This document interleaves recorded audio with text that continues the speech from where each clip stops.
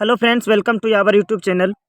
आज हम लोग क्लास 8 में साइंस में जो चैप्टर 2 है सूक्ष्म जीव, उसके कुछ एमसीक्यू क्वेश्चंस देखने वाले हैं। क्योंकि आप जानते हैं कि एग्ज़ाम्स आपके नज़दीक हैं और इसे ऐसे समय में आपको अच्छे ढंग से क्या करना, तैयारी करना है।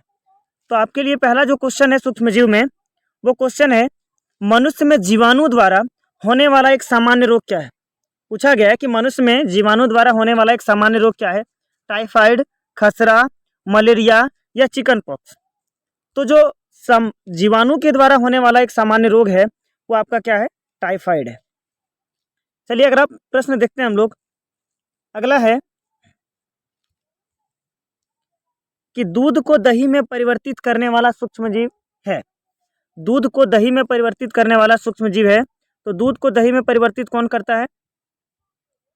बैसिलस एंथेसिस, राइजोबियम, लैक्टोबैसिलस द्वारा या माइकोबैक्टीरियम ट्यूबरक्यूलोसिस के द्वारा। तो आप जानते हैं कि दूध को जो दही में परिवर्तित करता है वो कौन करता है? लैक्टोबैसिलस। कौन करता है?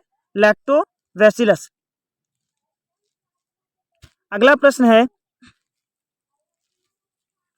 कि डेंगू परजीवी का वाहक है। डेंगू परजीवी का वाहक है मादा एडिस मच्छर का, घरेलू मक्खी का, मादा एनोफिल मच्छर का। तो डेंगू आप जानते हैं किसका वाहक है, या फिर एक और ऑप्शन है आपका कॉकरोच का। तो मादा एडिस मच्छर का ही वाहक है क्या? डेंगू। अगला प्रश्न है आपका, मनुष्य में वायरस द्वारा होने वाला एक सामान्य रोग है। वायरस के द्वारा होने वाला एक सामान्य रोग क्या है? टाइफाइड, पोलियो, मलेरिया या क्षय रोग। तो पोलियो जो है आपका वो वायरस के द्वारा होने वाला एक रोग है। अगला प्रश्न देखते हैं हम लोग, मलेरिया रोग किस जीव के काटने से होता है? मलेरिया रोग किस जीव के काटने से होता है? मकड़ी, मच्छर, मधुमक्खी या घरेलू मक्खी। तो आप जानते हैं कि मलेरिया जो रोग होता है वो किसके काटने से होता है? मच्छर के काटने से होता है। अगला प्रश्न है, पेनिसिलिन प्रतिजैविक की खोज किसने की थी? Edward Jenner, Alexander Fleming, Louis Pasteur या रॉबर्ट कोच। पेनिसिलिन प्रतिजैविक जो है उसका खोज किसने किया था? तो अलेक्जेंडर फ्लेमिंग ने इसकी खोज की थी। अगला प्रश्न है, निम्न में से किस पौधे के पत्तों के रस का उपयोग मलेरिया और डेंगू के उपचार में किया जाता है? गिलोय, सिनकोना, घृतकुमारी या सहजन। तो गिलोय नामक जो पौधा होता है उसका उपयोग हम लोग किस में करते हैं? मलेरिया और डेंगू के उपचार में करते हैं। अगला प्रश्न है आपका, अलेक्जेंडर फ्लेमिंग ने 1928 में किस पहले प्रतिजैविक की खोज की थी?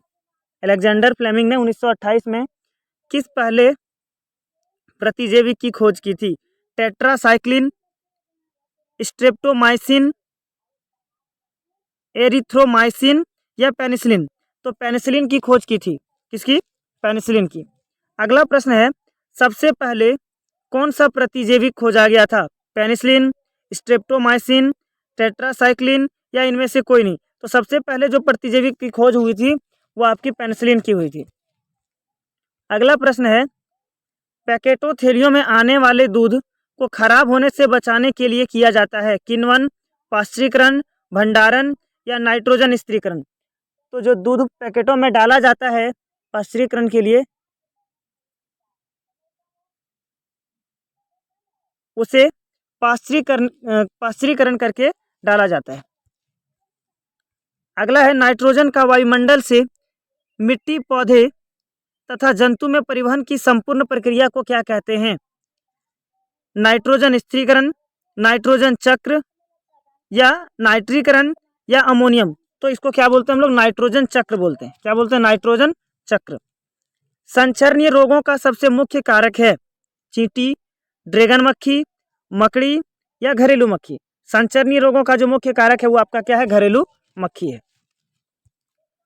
अगला है, ब्रेड बनाने की प्रक्रिया के दौरान कौन सी गैस उत्पन्न होती है?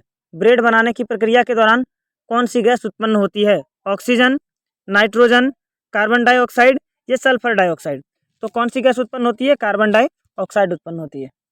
अगला है, कौन सा जीवाणु दूध को दही में परिवर्तित करता है? कि पहले ही देख चुके हैं हम लोग, लैक्टोबैसिलस नामक जीवाणु जो है वो दूध को दही में परिवर्तित कर देता है।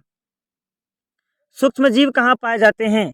जल, वायु, मिट्टी या इनमें से सभी? तो सूक्ष्म जीव सभी जगहों पर पाए जाते हैं, इनमें से सही इसका आंसर होगा।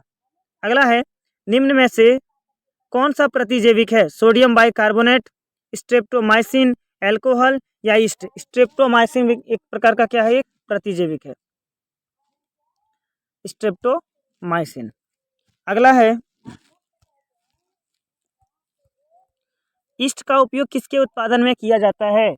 चीनी, एल्कोहल, हाइड्रोक्लोरिक अम्ल या ऑक्सीजन? तो एल्कोहल के उत्पादन में किसका उपयोग किया जाता है? ईस्ट का उपयोग किया जाता है। अगला है, किण्वन की खोज किसने की थी? Louis Pasteur, Edward Jenner, Alexander Fleming, Robert Hooke? तो किण्वन की खोज किसने की थी? लुई पास्चर ने की थी। चीनी को एल्कोहल में बदलने की प्रक्रिया क्या कहलाती है? मोल्डिंग, किण्वन, नाइट्रोजन स्थिरीकरण और संक्रमण। अभी बताया आपको, किण्वन के द्वारा क्या किया जाता है? उसको बदला जाता है। अगला है, सर्वप्रथम चेचक के टीके की खोज किसने की? Louis Pasteur, Edward Jenner, Alexander Fleming या रॉबर्ट हुक? तो एडवर्ड जेनर ने इसकी खोज की थी। तो थैंक यू दोस्तों, बस आज के लिए इतना ही। अगर वीडियो पसंद आया हो तो वीडियो को लाइक कीजिए, शेयर कीजिए और अगर आप चैनल पर नए हैं तो चैनल को सब्सक्राइब कीजिए।